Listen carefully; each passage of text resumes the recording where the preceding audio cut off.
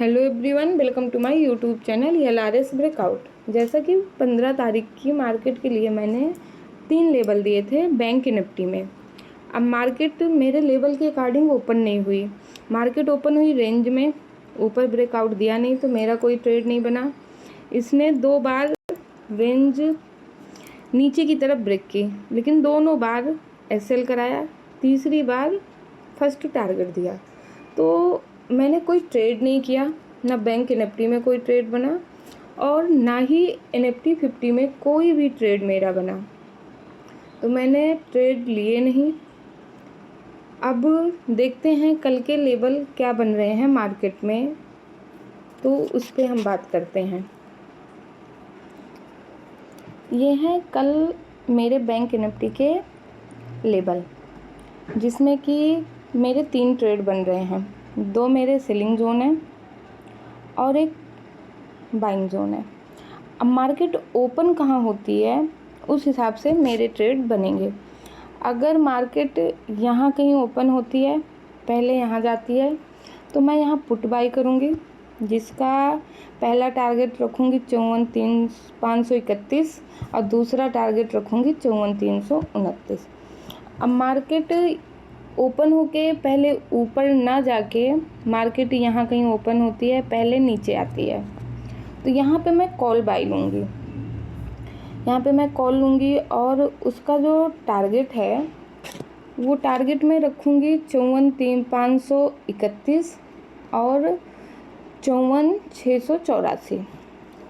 जैसे मैंने यहाँ पे मार्केट ओपन हुई, मैं यहाँ पे बाइंग जोन में हूँ, मैं यहाँ पे कॉल बाई करूँगी और 70% क्वांटिटी मैं अपने फर्स्ट टारगेट पे बुक कर लूँगी और 30% मैं ट्रेल करूँगी। अब मार्केट यहाँ नहीं ओपन होती है, मार्केट ओपन हो जाती है गैप डाउन यहाँ कहीं। मार्केट यहाँ कहीं ओपन होती है, ऊपर जाती है। ये मेरा सबसे बेस्ट ट्रेड है, जो कि है 53,902। यहाँ पे मैं पुट का ट्रेड लूँगी और पुट का ट्रेड लेने के बाद मैं 70% क्वांटिटी अपने पहले टारगेट पे बुक करूँगी, जो कि है 53,629 और दूसरे टारगेट के लिए मैं 30% ट्रेल करूँगी, जो कि है 53,387। अब मार्केट कल ओपन कहाँ होती है, मेन है कि मार्केट कल ओपन कहाँ होती है। अब ओपनिंग मेरे हिसाब से नहीं हुई तो मैं ट्रेड नहीं, क्योंकि मैं अपना लेबल, मेरे लिए लेबल ही मेरी ट्रेड का मेन वो है। जैसे ये दोनों सेलिंग जोन है मेरे और ये मेरे बाइंग जोन है। अब मार्केट कल यहाँ कहीं ओपन होती है, ये मेरा सेलिंग जोन है। अगर मार्केट पहले ऊपर जाती है, मार्केट ओपन होके नीचे पहले आती है, तो मेरा बाइंग जोन है। मार्केट यहाँ कहीं ओपन हो जाती है क्लोजिंग के आसपास, अगर यहाँ से आती है नीचे, मुझे यहाँ इस लेवल के नीचे क्लोजिंग मिल जाती है, तो मैं यहाँ पे पुट बाई करूँगी। मार्केट यहाँ कहीं ओपन हो जाए, यहाँ हो जाए, यहाँ कहीं ओपन हो जाए और मुझे यहाँ पे क्लोजिंग मिल जाए, तो मैं 2 टारगेट अपने यहाँ पे रखूँगी। ये मेरे बैंक निफ्टी के कल के 3 ट्रेड बन रहे हैं। अब देखते हैं कि निफ्टी में कल मेरे लेवल क्या हैं। निफ्टी के मेरे 3 लेवल हैं, जो कि 2 सेलिंग पॉइंट हैं, एक मेरा बाइंग पॉइंट है। सेम बैंक निफ्टी के ही तरह मेरे निफ्टी 50 में भी ट्रेड बन रहे हैं। मार्केट यहाँ कहीं ओपन होती है, मेरी सेलिंग जोन पे जाती है, जो कि है 23,997। तो यहाँ पे मैं पुट बाई करूँगी। पहला टारगेट है मेरा 23,904 और दूसरा टारगेट है मेरा 23,840। 70% क्वांटिटी मैं यहाँ बुक करती हूँ, 30% मैं यहाँ ट्रेल करती हूँ। अब मार्केट यहाँ ना ओपन होके मार्केट ओपन हो जाती है यहाँ पे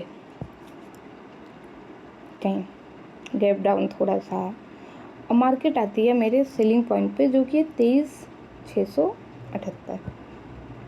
तो ये ट्रेड भी मेरा बहुत प्यारा ट्रेड बन रहा है और मैं यहाँ पे अपना पुट का ट्रेड बाई करूँगी जो कि है 23,678।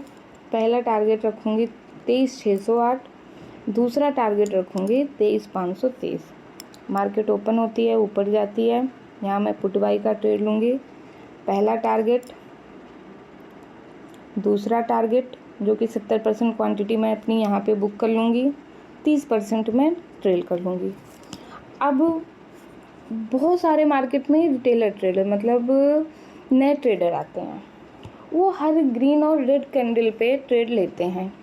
मेरा ये कहना है, अगर आपको प्राइस एक्शन की नॉलेज नहीं है, मार्केट में लेवल की नॉलेज नहीं है, तो आप लोग मार्केट से दूर रहिए, सीखिए पहले, फिर इन्वेस्ट करिए। क्योंकि हर ग्रीन कैंडल और रेड कैंडल पे ट्रेड लेके हम सिर्फ अपना लॉस करते हैं।